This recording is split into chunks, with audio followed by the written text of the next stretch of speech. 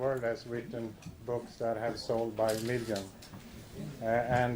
So Ronald Laing is very well known to you all, and so is Matos from the invitation. And just to give more time to the speakers, I won't give all the introduction. Should anyone want to know more, you can see by this invitation. And they will now present the topic, Transpersonal Psychology and Psychiatry, and Matos will start giving a presentation about 20 minutes, and then I think we continue directly with Dr. Laing, and then we'll have a discussion. And I hope you can hear up on the boards and wherever you are. We have an internal TV presentation. Dr. Matos, welcome. Thank you.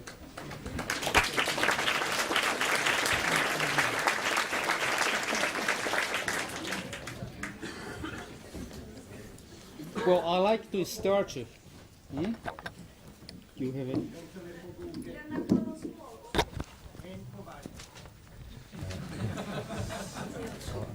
Okay. Sorry. Is that okay? If I can move a little bit, it's okay. Well, not very much.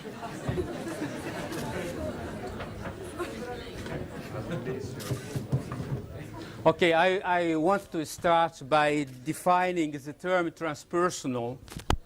I believe most of you are acquainted with the term. However, I'm going to define the term. And when we talk about transpersonal psychology and transpersonal psychiatry, would be more accurate to talk about a transpersonal approach. Transpersonal don't need necessarily to be an approach exclusively to psychology and psychiatry, but it's also to medicine, to biology, to astronomy, and very specifically to modern physics. You see, the word transpersonal is composed of two words, trans and personal. And trans, you know, is, means going beyond. Personal is related to the person, to the persona, to the individual. So all types of psychology and the psychiatry treat the human being, the man and woman, like an individual per se, or like an individual in society in relation to the environment, but always like more or less a separated entity of everything else. We know that all sciences, medicine, biology, psychology, psychiatry, etc., they are based in classical physics, in Newtonian physics. We know that Newtonian physics has its own philosophy, which is the Cartesian philosophy. In the Cartesian philosophy, we have a very sharp separation between what Descartes called spirit and matter. And you know very well the famous phrases of Descartes, je pense donc je suis, that I think, then I am, or then I exist. Now, when you analyze the sentence of Descartes, when he says I, je pense, I, he is referring, who is this really, who is this I? So in reality, he is referring to an image which he has of himself, which what in psychology we call the self-image, or the person you believe you are, like a mirror, you're saying that is me, Leo or Peter or John or this or that. Now, when you refer to this image is somehow and more or less conceptually isolated of everything else. Let's see if I can move it to make something here. I try. Let's suppose this is a person. We could say this is Descartes, for example. And when he say, je pense, I, or in Swedish, I think you write like that. No, jag, is that Swedish? So you refer to an image which you have of yourself, and this image has this basic characteristic of being separated conceptually of everything else. You have images of other people, image of trees, of cars, everything. Now, one of the basic postulates of Newtonian physics on describing the universe is saying that this universe is composed by almost infinity of separated objects obeying fundamental laws. Now, you see, Newton, he talked about separated objects. And we can agree with Newton. We look around, say, I am here, you are here, and here is my watch, there's a book, there's a tape recorder, outside there is a car. So you can count, or almost not count, so many objects. And you look to yourself, and you can say, here I am, and here is your world in front of me. Or you can say, I am inside the world, and there we are many people, many objects, many things. Okay, today, with the latest developments of modern physics, or to be more precise, high-energy physics, all postulates of classical Newtonian physics do not apply any longer to high-energy physics. While Newton describes the universe like an almost infinity of separated objects, in high-energy physics, the universe is described like one gigantic dynamic web. So what does this mean? So it means that everything, I, you, the air, the ground, the stars, the cars, the trees, the roads, the flowers, the clouds, everything in reality is a dynamic pattern of energy which is moving. So that is a statement of high energy physics. So when you come to this point, so you start not to see the universe any longer as separated objects, but you start to see a connection, which really is a connection with everything. And everything is dynamic and moving. So this image which I create of myself, the I, or the ego. Remember, I'm not saying the ego here in the Freudian sense. I'm saying just translating the jag to Latin, ego. This ego is a convention that we have created to function in this society here. And more or less everything which we experience, what we have experienced, is reflected in this image. Now, the question would be, what would happen if we would be able to go beyond this image? I mean, not just intellectually, but existentially. So if you would go, if you would transcend this image, you remember the word transcend is coming from Latin. Transcendo means climbing over. So if you're climbing over this concept or this convention that you have, if you would be able to do that, so you would attain a state of consciousness, a experience which is described by modern physics. So you would sense it, you would feel, you would experience these patterns of energy. So you would get a feeling which was described in the end of this century by maybe one of the first transpersonal psychologists, was William James, which he calls the experience of oneness. You feel one with everything. He calls it also the cosmic consciousness. Very often, you think that you are in Sweden. And I could go, well, you are not really in Sweden. You are in the cosmos, aren't you? If you really expand your view, you are in the cosmos all the time, but you close yourself, let's say, to a country, to a city, to a hospital, to an image of yourself. It's like being part of everything, and somehow I start to shrink like that. So what transpersonal psychology is doing is very specifically studying states of consciousness, both which happen in this level, which we can call the level of the individual psychology, as well as in the level which transcend these limitations imposed by the image which we have of each one of us. So when you transcend this, you enter what is called a transpersonal experience. Before going into the, I'll tell a little story about the transpersonal psychology and I will stop. But I just want to point out to you what is the meaning when you think in psychotherapeutic terms. What is the meaning of going into a transpersonal experience? What is that for? Why you would facilitate a person to have this state of consciousness? Now, if you think again that you are here in Sweden, right now, you are in the planet Earth, you are in the solar system, you are in the universe.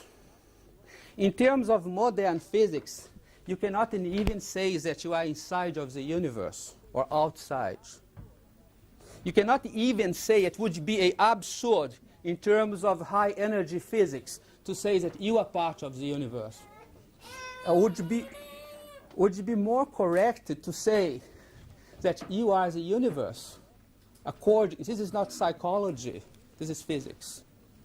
Since everything is just one pattern, your individuation, being an individual, is something, if you look at this at a cosmic level, and if you are able to abstract time out of that, so you are just this, so you appear and disappear in this, you can call it mixture of matter energy, inter and interacting all the time.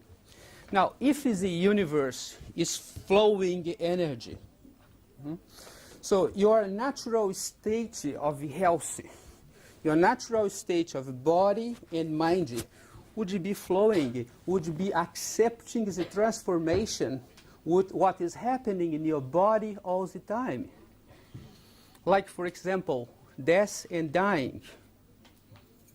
When we talk about death, we think about something in the future. Most people, they either say they have repressed the idea of death, and they say, well, I don't want to talk about that. Or if they talk about that, to them something very vague in the future. This kind of death doesn't exist, really, except in your own fantasy. The only death which is real is the one which is happening here now. Death is not in the future, it's here now. Your body is dying right now. Cells are dying in your body. New cells are being born. This is the physical level. If you look in the emotional level, also you're going to see transformations. In the mental level, everything is flowing energy. Now, when I get caught in the belief that I am this image of myself, you see, I believe I am the image, so I limit myself. So I start to live in a level which I would call the Cartesian Newtonian level of reality, of total separateness. And I don't want you misunderstand that I'm trying to deny this level. This level is very, very, very important. Because we experience this reality like everything is separated, is that we are able to live and somehow to survive in this society. So in the morning when you awake, you know who you are supposed to be. You are the doctor, the other is bus driver, the other is the engineer, or whatever you are. So you can function in this society. But when I get caught in the idea that that is all, so I limit myself when I limit myself, so what I'm doing, I'm blocking myself. It's like when you tense your body. If you can try this, you tense your body. If you let it tense for very long, you start to get pain. You may get sick if you do that. So this can be one of ways of getting sick. And when conceptually I block, so this reflects also in my body and in all my system. If you want to divide it between psychological and physical system, in whole, my organism is affected. And what happens in reality is that I am entering in a state of disharmony with the whole process of this universe, which is just flowing. So you see, it's a dissonance between what I call I and the whole cosmos and this whole pattern of energy. So I isolate myself here, I alienate myself, I start to get afraid of people.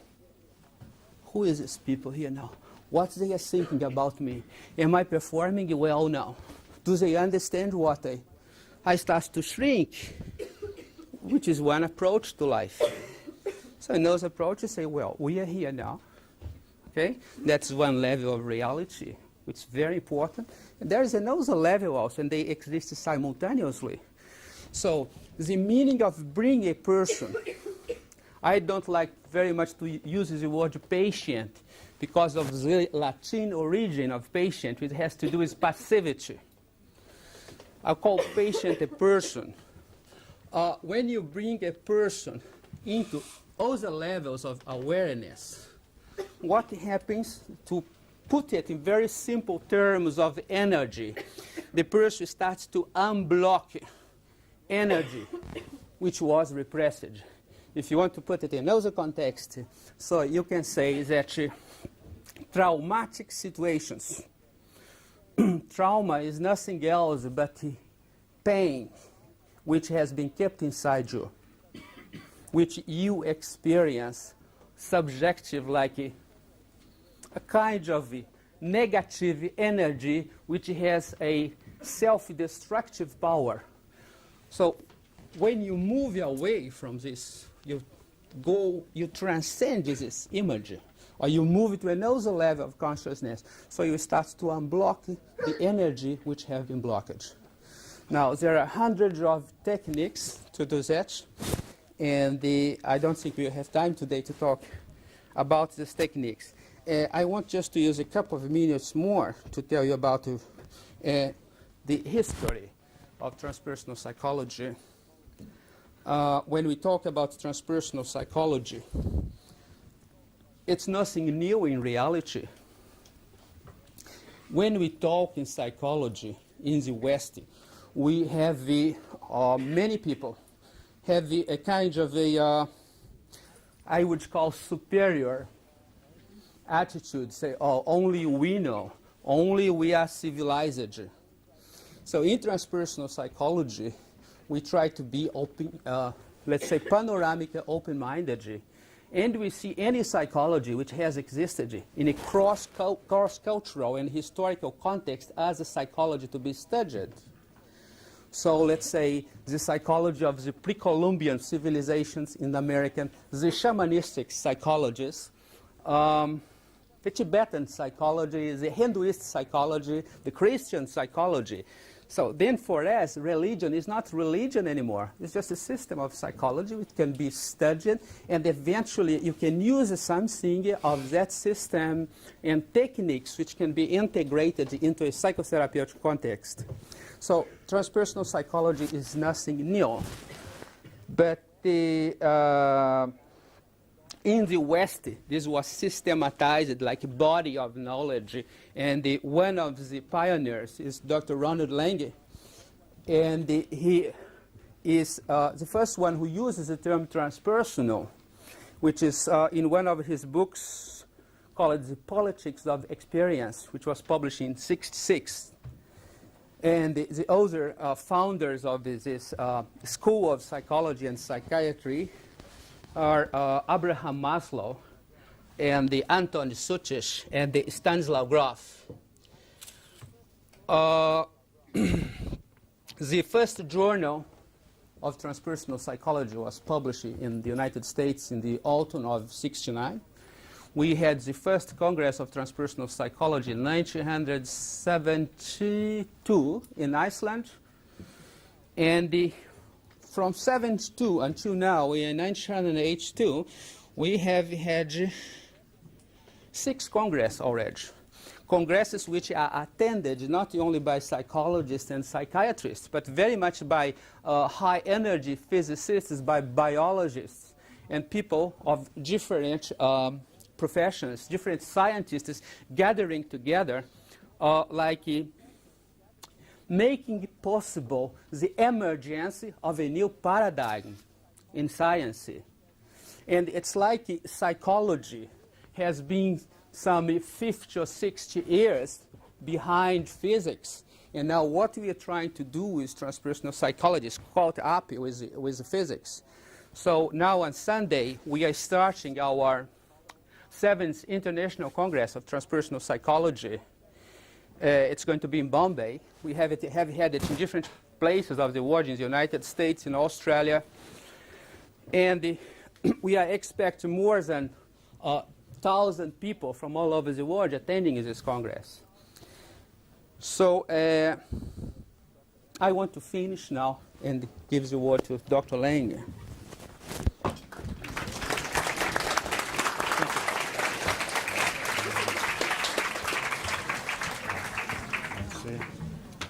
Could we tie you up here? Right, cheers. Very good. Make sure. You want to use it there?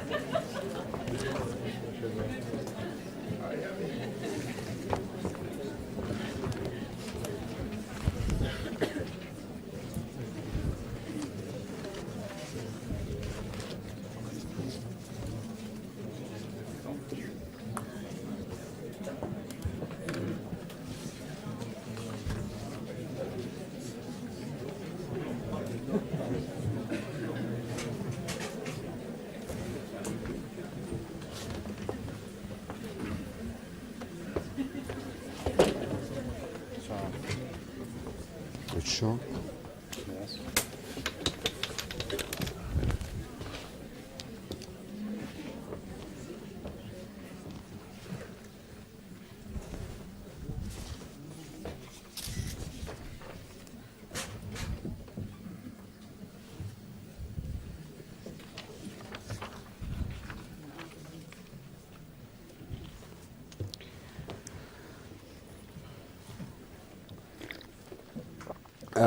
Before I start, let me check up that you're hearing me all right, and this is this sound system functioning fine? Well, I had prepared, I have prepared a closely knit, written exposition for you this afternoon, but if you'll allow me to speak more spontaneously, I'll do so in the hope that you won't feel that in doing so I'm not haven't done my homework in what we're talking about. Because I would like to continue from what Dr. Matos has been saying about the nature of this old animal with a somewhat new name of transpersonal. As he was saying, psychology, as it has come to be practiced and as it's been adopted and entered into and come out of psychiatry, remains for the most part caught up in mechanistic Newtonian, Galilean and Descartesian models of reality. And this, I think, I don't have to argue here. I don't have to argue this out. Is manifestly after Einstein and everything since then is as sort of Paleolithic psychology compared to where particularly the physicists have got to.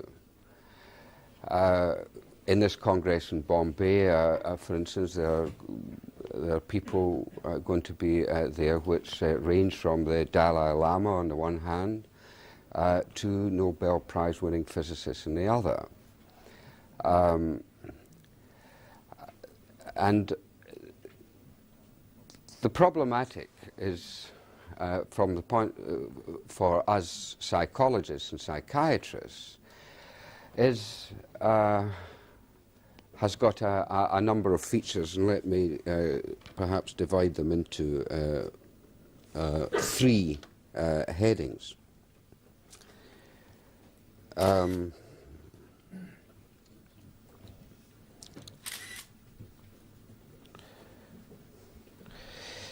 In the first place, there's a really major theoretical task from a psychiatric and psychological point of view, which we will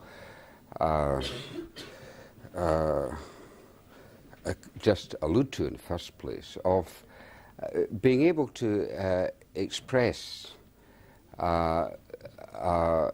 in equivalent degrees of clarity and sophistication a paradigm that complements and reflects and matches those of our contemporary physicists.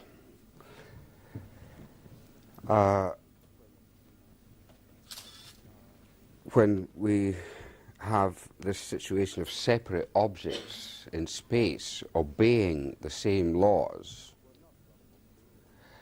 we're not talking about physics anymore, we're talking about the modern totalitarian state, of which Sweden is an example. We have separate objects, you and me. You're all separate objects in space and time, and you all obey the same laws for all of you, and if you don't obey them, too bad for you. That fair enough? That's not your fault. That's not an accusation. That's a gesture of sympathy.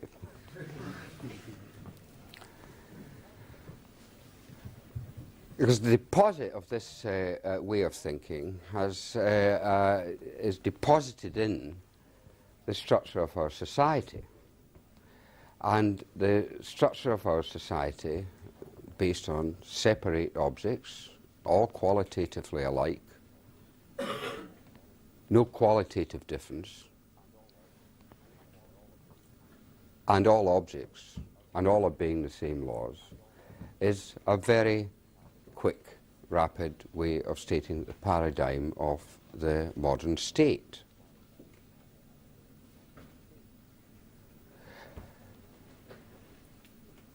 Now, I find even more sinister than Descartes is Galileo. If we take Galileo, you might say, as a symbolic marker for a moment in European consciousness and contrast him to Giordano Bruno, it is significant that Giordano Bruno, the speculative philosopher, was the one who was arrested, tortured, and killed, whereas Galileo got off with house arrest and being confined to his excellent wine cellar and being asked to keep his mouth shut. He could and not spread his message around to the vulgar too much. Bruno said, we must allow for a situation of not only that the infinitude of the world, but the open possibility of an infinite number of possible worlds. He didn't say there is only one world, there is only one set of the same sorts of qualitatively interchangeable objects, all separate and forever alone in space, and the mystery is how they ever action at a distance ever occurs, which puzzled Newton and nearly drove him crazy.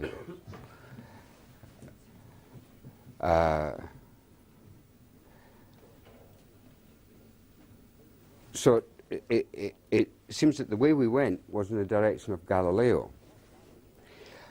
And what Galileo proposed, and you'll find it in the Novum Organum and elsewhere, was two things, two aspects, which I think both are equally profound and equally paradigmatic of our mode of thought and the type of society that is predicated upon our mode of thought, and which continues to have a dialectic interplay between each other, the way we see things and the way we act towards each other in the light of the way we see things. In the first place, Galileo proposed that science, and remember, when he used the word science, he's not using it in the way we use it now, 400 or 500 years after him. He was using it in the way it was understood before. It was a word, he's at the beginning of modern science. So when he uses the word science, he's not using it with all the history of the last century since him. In order to know what is really important to know, we should, he said, try to investigate the world as though there was no living creature in it, as though there was no consciousness, as though all human beings were dead. He said, imagine what might be here if we were all dead and there was no living creatures, not only human beings, but no living creatures of any kind to project our apparitions of sight, sound, taste, touch and smell and time and our experience upon whatever is the case. Let's eliminate ourselves completely. We will abolish ourselves. We will suppose that we are not only unconscious, we will suppose that we are actually dead. And we will investigate the remainder, what we imagine might be there if we weren't there. And that is a really, and that is a thought of genius. That, I think, more than simply applying, as he did, the technology of the telescope and so forth in his experimentation, that is a thought of profound genius, which has changed the whole world by eliminating ourselves from it. And, of course, when we eliminate ourselves from the world, we eliminate our world. What is our world of experience, the world we actually live in, our Erlebnis, our actually lived experience of the world we experience, is eliminated and consigned to so-called secondary qualities. the primary qualities are forever unexperienceable by us, because anything we can experience is not what science wants to investigate. As soon as we investigate some aspect of our real lived experience world, we're not being Galilean anymore.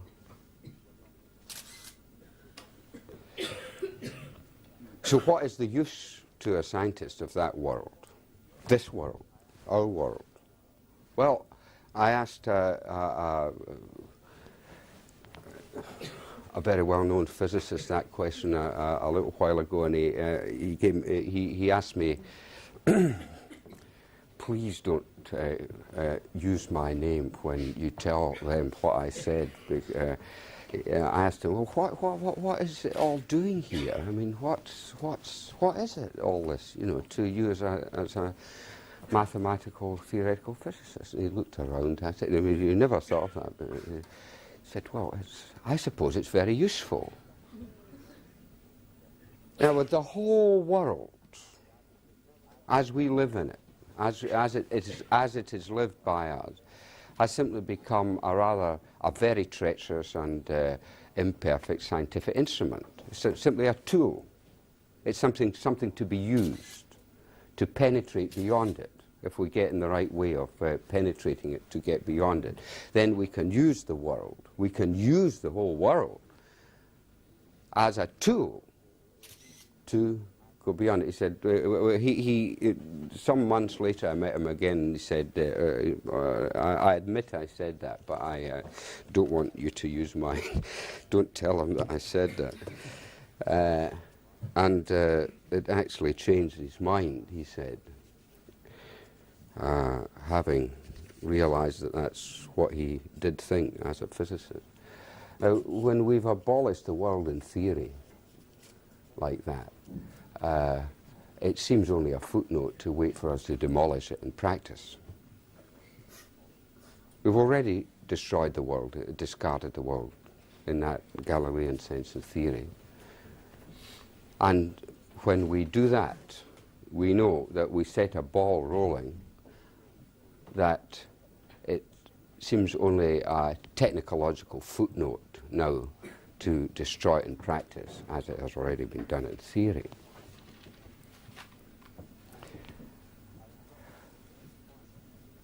I'm not going to labour the point that the world that we actually live in is not my subjective experience. It's not inside my head. It's not an epiphenomenon of my brain.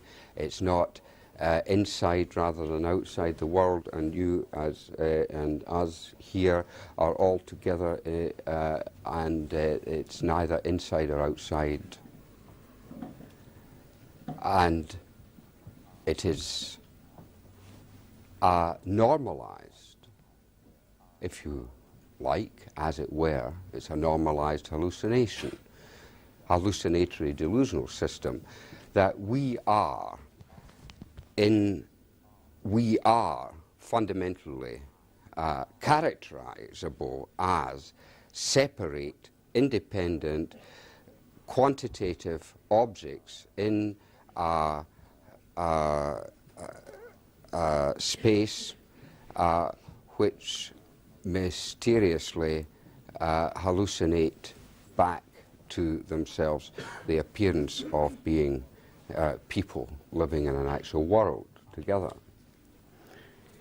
And so the modern state has got to enact laws which cannot be qualitatively different, but have to be quantitatively the same,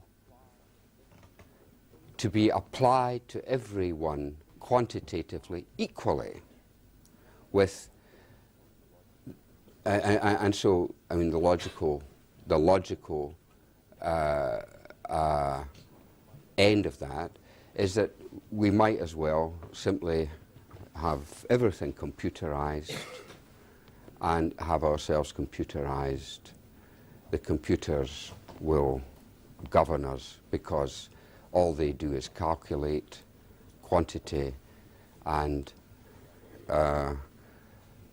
permutate and combinate. They can't think,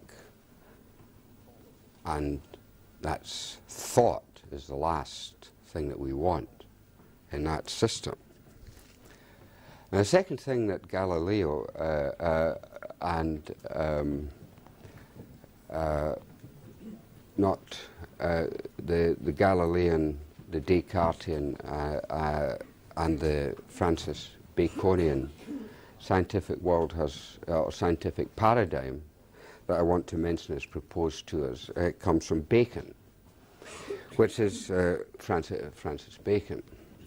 I'm sorry that earlier I think in a few sentences I used the word Galileo when I meant to use the word Bacon.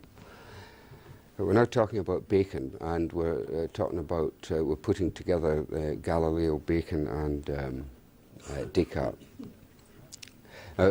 Bacon had a slightly more romantic, you might say, idea of nature than Galileo, but they go together.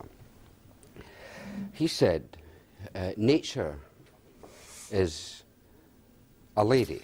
Nature is a woman. And the scientific project is to find out the secrets of nature. Nature used to be the mother goddess in which we all were, as it were, in her womb, in the womb of the sky and in the earth and so on. We're in her. But we are outside of nature. We're not inside nature as a maternal womb. We're outside this woman, looking at her from the outside. And she, nature, who is outside us, this woman, is free and at large, as he puts it. She is free and at large. We'll never find out her secrets by allowing her to remain free and at large. We have got to capture her, to constrain her, to vex her, and to torture her. And we will torture the secrets out of nature, then we'll wring the truth out of her as we torture the witches.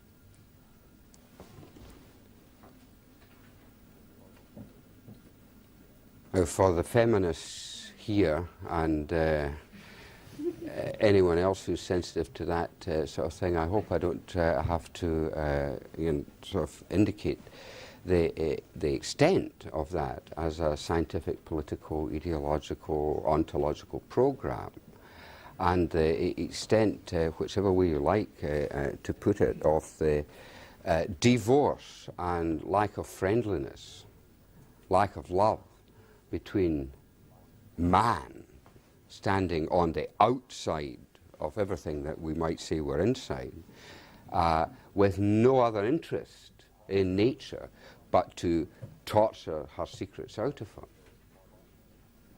And so the modern scientific laboratory has become the torture chamber of nature.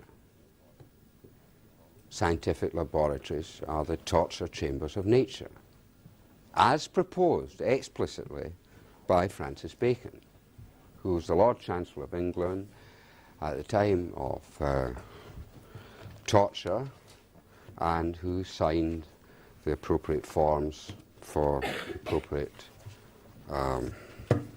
authorizations of torture in the time of Shakespeare.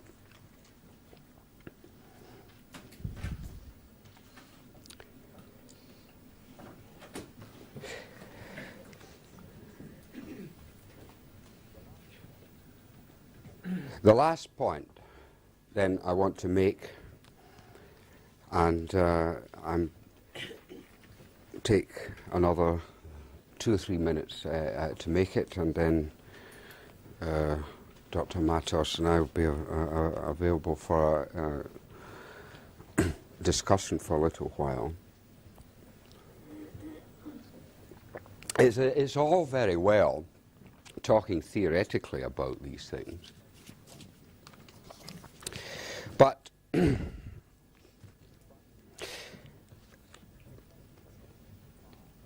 it doesn't get us very far talking theoretically about these things unless we are able not only to adopt a new theoretical paradigm, which is more in line with the insights of these natural scientists who have gone the whole circle in a way and come back to a realization that as the Prigozhin and others say, we've got to somehow or other put consciousness back into our equations, because here we sit and we elaborate our tautological laws of tautological spinning out of mathematical equations. And what are these but the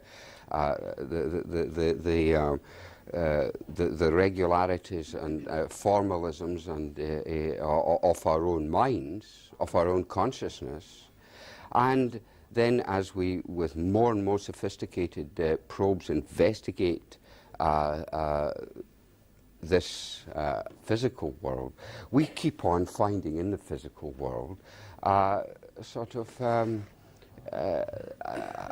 reflections of our equations. Now, how does that come about? How does it come about that this consciousness has eliminated itself from the physical world finds its reflection in the physical world? And how does the physical world seem to find, as it were, its conscious reflection in the mind that reflects upon it? It doesn't seem that having started from this schizoid duality, that we don't find a schizoid duality, we find a dual unity. But this dual unity remains inexplicable within the paradigm that it began with and ends up by depassing, by destroying its own origin. That's fine. The physicists don't mind that at all. They love it, and they're deeply puzzled, of course. But I mean, that's they love it. But we've got ourselves so programmed now that we actually experience ourselves in terms of this hallucinated, delusional, separated paradigm where we're all separate objects in space, all obeying the same laws, or else. So this means that unless we're very rare people who are able to operate within a society that is predicated upon this, you might say, in a sense. You know, I must ask you not to forget the qualifications that I use at that point of, in a sense, as it were, or metaphorically, or by analogy, the, in a sense, hallucinations that comprise this skin-encapsulated egoic body image of ourselves. So people, I would say, the great majority of people are terrified to discover what awaits them if they abandon that paradigm, not only in theory, but in their own experience. And this is where a good deal, not all, but a good deal,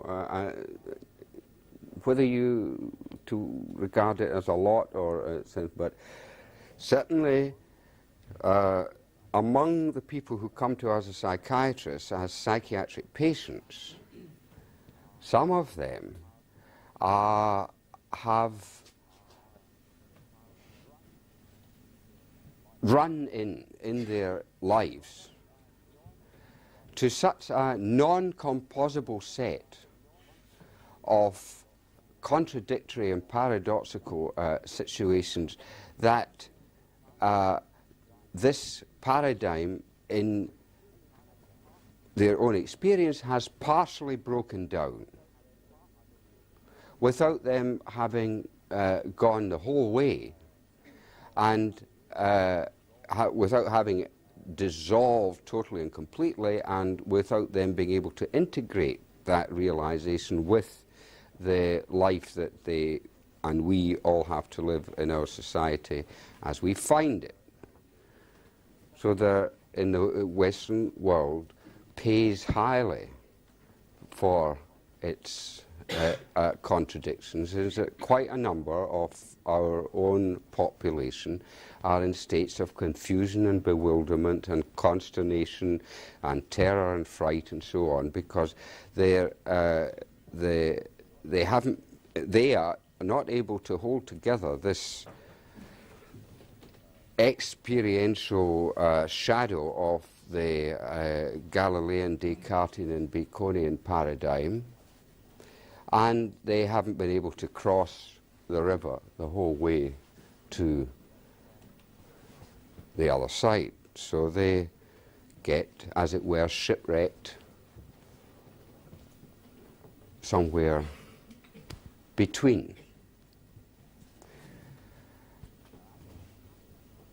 As psychiatrists and psychotherapists who profess to be able to be of some service to people in distressed states of mind, we cannot expect to be of any help of beyond pulling people back to this side into this socially reinforced totalitarian, egalitarian, quantitative, dequantified, de-experientialized, dead world where there's no fun or joy or any genuine celebration of anything, because all that is life, and science is studying death, not even death. We can't expect to be of any genuine service to people beyond imprisoning them, locking them up, monitoring them, surveilling them, looking at them, itemizing quantifiable and repeatable, reliable pieces of data, putting it into a computer, getting out arrays of things, giving drugs, giving electric shocks, and this or that or whatnot, and giving depot injections and putting people back more or less zombified, more or less robotized, back out in the streets, and that's that, and that's a good outcome. We can't expect to do any more than that, because if we're imprisoned in this dreadful mental nightmare ourselves, we can't expect to help other people get beyond it. But there is an open door. There are many open doors. It's an open secret. It's all around, but the dangers of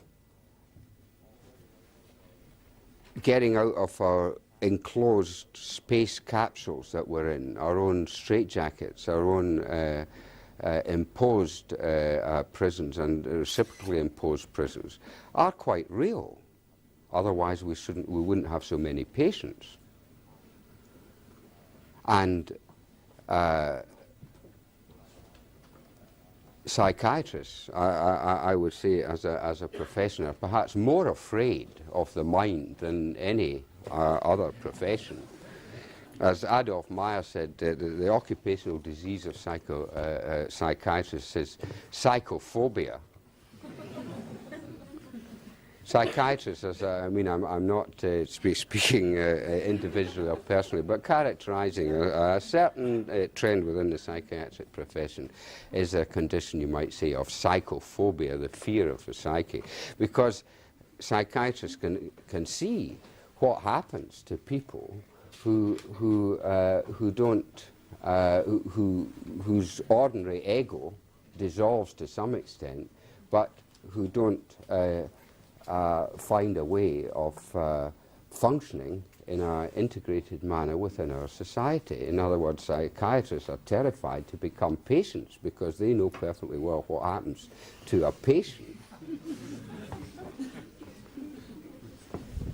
With good reason.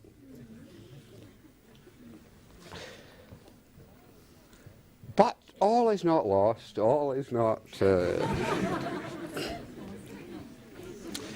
There have been waiting for thousands of years the still small voices of the world's sages who have presented us with access to very simple procedures of which are not excited or violent or alarming, or which are so simple that they're so difficult. The simple is often the most difficult of the lot, and the most despised of the lot, and the least understood of the lot, and the most forgotten of the lot.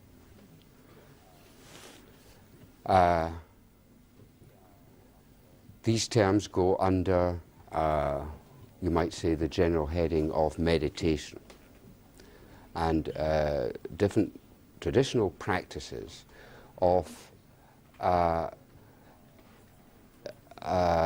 dissolving this ignorance of the world as it actually is, which ignorance is both in the Christian tradition, the Judaic tradition, in the Islamic tradition, and in the Hindu and Buddhist traditions, all equate ignorance with what in Christianity is called sin, which is not disobeying the law,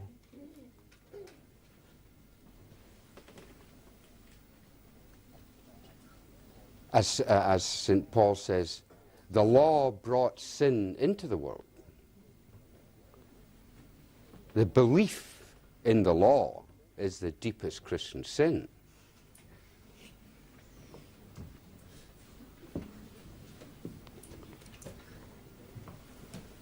But you're not taught that at Sunday school. So there are ways and means of remedying this situation insofar as it is within our power to do so, and not forgetting that it all depends ultimately, in the end and in the beginning, on the grace of God. But nevertheless, there's an old saying that God helps them who helps themselves. Right. Chamber, which we have in the basement here. And some of those working in the chamber are sitting around. And I wonder, while we're waiting for questions, we're thinking about what you say to the young students here, if there is a torture chamber of science, and you talk about a door and a river, do you think it's possible to work through this torture chamber to cross the river? You talked about the door, but not the tool to use to cross the river.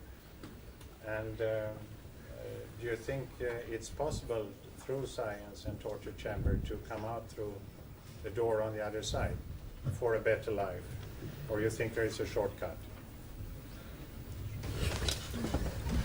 I think that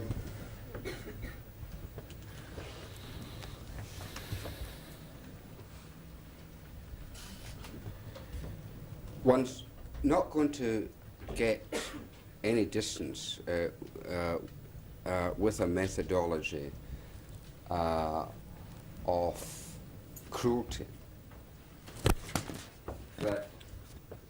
That one's got to propose as a fundamental principle of therapy that one is going to attempt to do no harm, harmlessness. I mean, we've left love out of our scientific epistemology. There's no place in love in the scientific epistemology. There's no the relationship between ourselves and that object or that thing or that person or that situation which we study is quite decisive in what we draw out of it. So if we operate with I don't mean that all laboratory work is necessarily an instance of torture, but I do think that a lot of it is. I don't think that one finds out what. I mean, if I wanted to get to know a lady, I wouldn't think that the best way to get to know her in the way that I would like to get to know her is by torturing her. I really do think I know my dog at home much better than I would know about her than if I put her in a harness and cut her up in slices and all the rest of it, and then studied how the bits twitched and salivated when I applied electrical impulses to it. I then wondered how the central nervous system manages to integrate the whole thing together. I mean, it's like taking an apple and cutting it up, and they say, well, what's the integrative function? There must be something that holds all this apple slices together. So we invent marvellous, wonderful problems for ourselves, and lifetimes of research grants and so on that we can't do without, or think we can, that way around. But there's not one piece of neuroscientific research that has come out of the laboratory from Sherrington, Hewlings Jackson, and the rest of them that has made any serious difference to the way I regard myself and other people and the way I live my life as a human being. And but it has made a great deal of difference in the way we treat our patients, like laboratory rats. That's the way we now bring up our children, operate conditioning and all the rest of it, and get them early enough so that we get them. Prevention is better than cure. Get them before they develop schizophrenia. Take them away from their parents and bring them up in a special devised state places where we'll condition them to be normal. That is a nightmare to me. Absolutely terrifies me. I find it abhorrent and disgusting. And there are other ways of being scientific. That paradigm, I hope, is an aberration of a few hundred years in the Western world, and I don't see that that necessarily goes on forever. There is such a thing in the world as curves, where something reaches a certain point and turns around and develops in another direction. So I don't think that it need increment like that all the way. And I don't identify knowledge with that sort of so-called science, and I certainly don't identify the profession of psychiatry with becoming with being the sort of the lackeys or the minions of that already Paleolithic type of physics. Well, students, are you satisfied?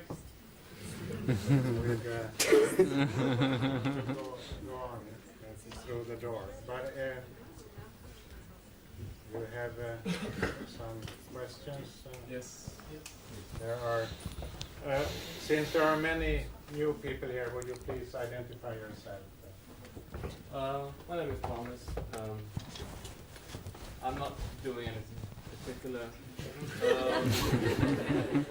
concerning psychology. I once was a student. I dropped out because I was very disappointed with it. It seemed to be very much concerned with ego and the ideas of like transpersonal psychology 10 years ago was more like the state of being depersonalized, the pathological state which rendered you into a mental hospital if you were unlucky. So I have this question of what you've been talking about. Is this, there was a book by Aldous Huxley written 10 years ago, and it was about this type of philosophy. He called it the perennial philosophy. Is this what you actually are talking about? And also, if you say that the ego is a hallucinated state of consciousness, then one wonders if consciousness, to start with, how does consciousness conceive of this image of itself as being the ego? And how do you go beyond that? And is it you say it's possible to go beyond the image of ego,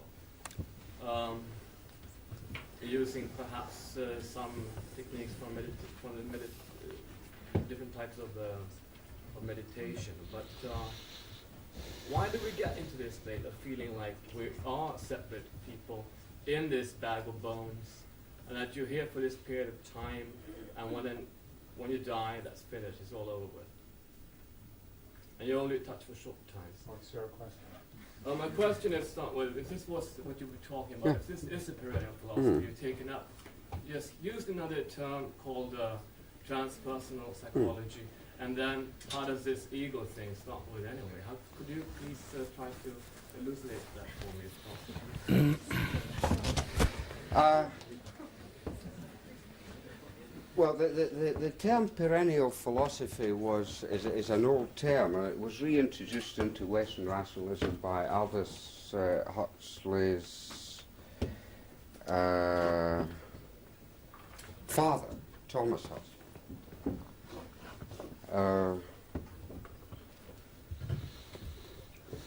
who proposed himself to be with reservations, a sort of Darwinian, and espoused deeply the ethos of investigating nature.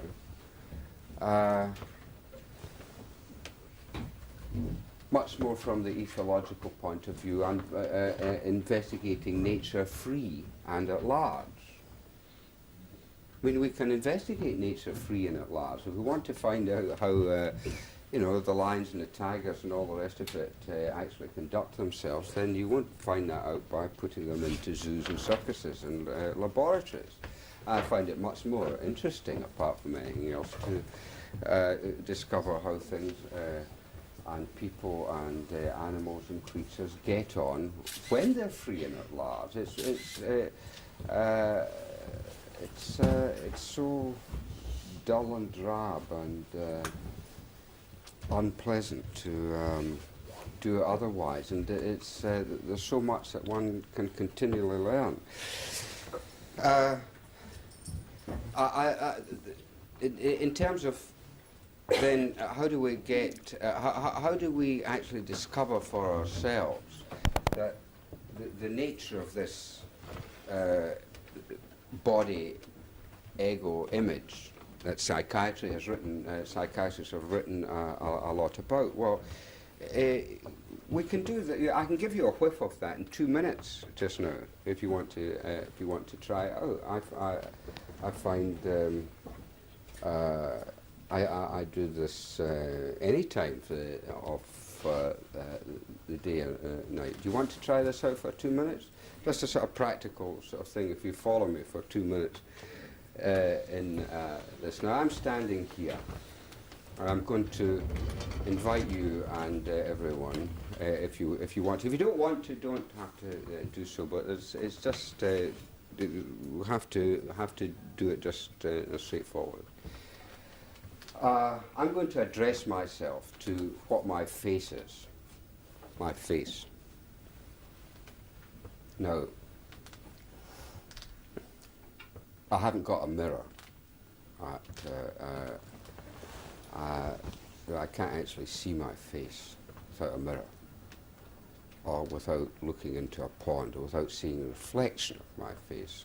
So well, what is actually my face, apart from what I see visually reflected from what I call my face? Well, I'm going to approach my face and invite you to do so from the other direction. And I find that easier to do shutting my eyes. So I've shut my eyes, and you can shut your eyes if you feel like it. I got my eyes shut, and I'm addressing myself to my face.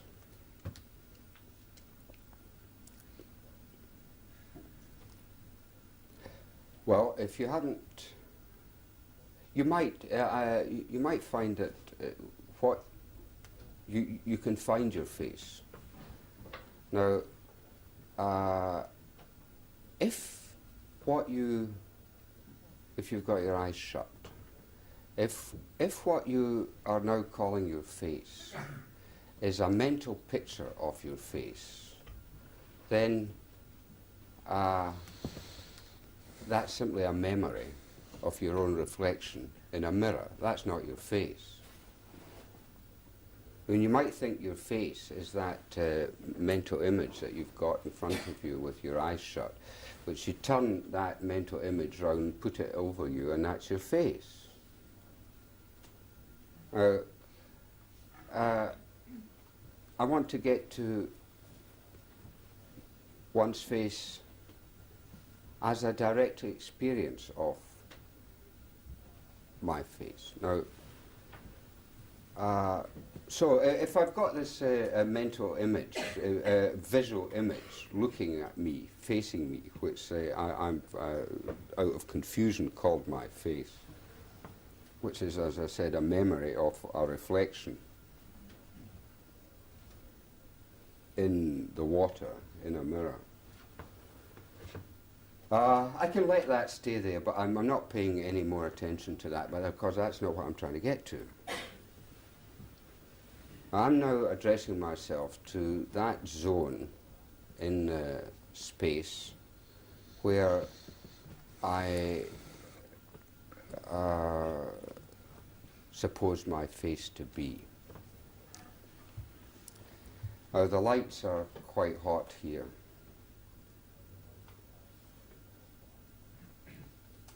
So what I come across is there's a zone of warmth, of temperature, somewhere in the facial vicinity where I have constructed a mental map of where I take my face to be.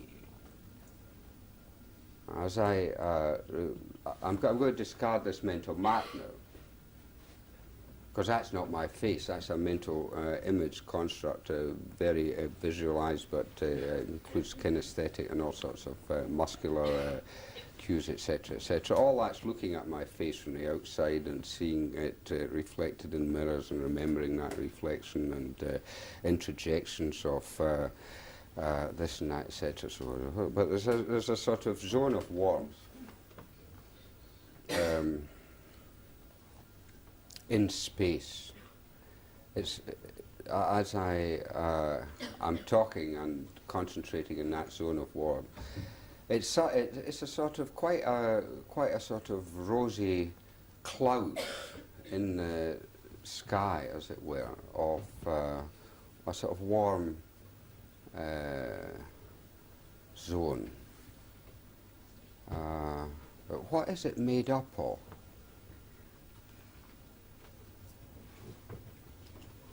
Well, it's warm, but I definitely couldn't say what that is directly, because it's again, I can say that that's my skin, but I'm not addressing myself to the memory of what I see and what I can touch. I'm just addressing myself to what my consciousness can tell me is my face as I'm standing here.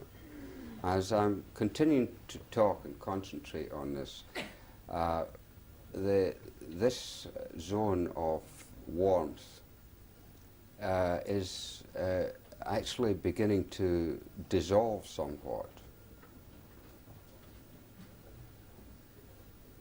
I've got a distinct impression that I'm on one side of it, and somewhere it's in some indefinable zone of space,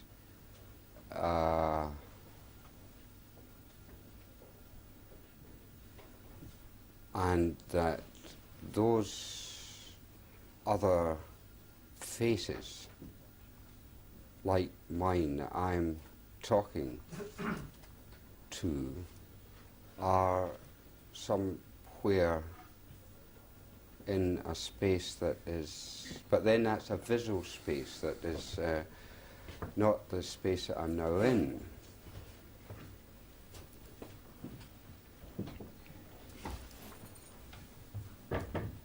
Anyway, I'll in about 10 or 20 seconds I'm going to open my eyes, having dipped into that for about a minute, and certainly established once again to my satisfaction that I haven't got any face at all. And if I sat down for a bit longer in a cooler atmosphere and didn't talk, then I would not be able to find a locus from which that which is speaking and calling, using the word I, is in relationship to any face. And I establish once more that what I call my face is a visual mask that I put on when I open my eyes, as you do. And certainly I can see it, and there it is. Thank you. I'm sure there are as many questions as there are people here, and it is getting warm. And the question is, should we take the discussion in smaller groups with refreshment upstairs? Or? Well, I vote for refreshment upstairs anyway. Well, so maybe those who want to put questions could do that more privately upstairs. And we thank the Dr. Laing and Matos once again.